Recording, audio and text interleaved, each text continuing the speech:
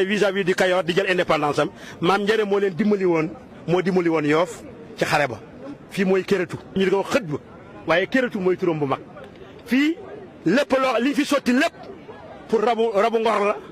ak rabu Dakar ak rabu Okam mu di rabu Ngor maam Jumme Samb li ñu sotti fi moo ko moom Yumbur Yaata rabu Okam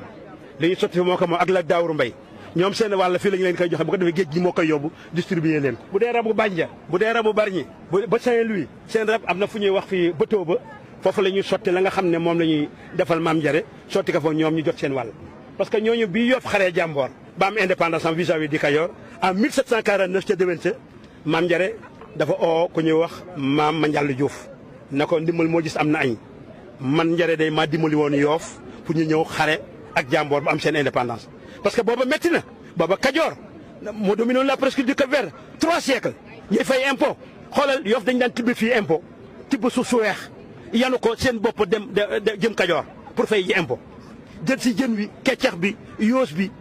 dégg nga wala si yanu weer ko ba mu wow yanu seen bopp dem yóbbu ko Kajoor mais métti woon na mais Yoff ñoo ko dindi si vers les années 1748 vis-à-vis du Kajoor ci la ñu xeex am indépendance muy le premier village bu indépendance dans la presqu'île du Cap-Vert. Alors ci la ko Dakar toppandoo 42 ans après en 1790 avec Jël Diop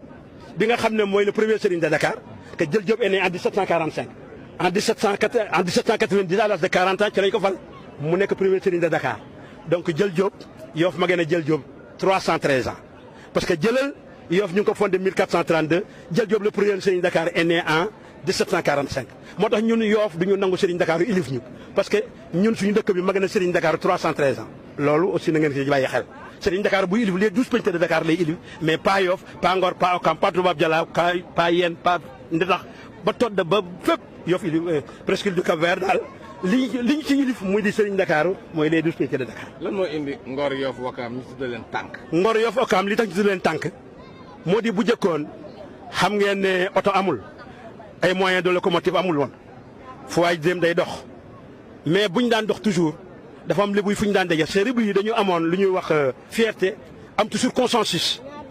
lépp lu muy def rek consensus la koy defal buñ daan mas a waxtaan ak waa Dakar kon booba Dakar a fi ne Ngor Okam ak Yoff mais buñ daan waxtaan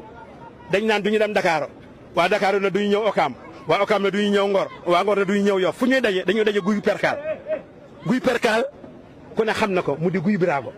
foofu mooy. piscine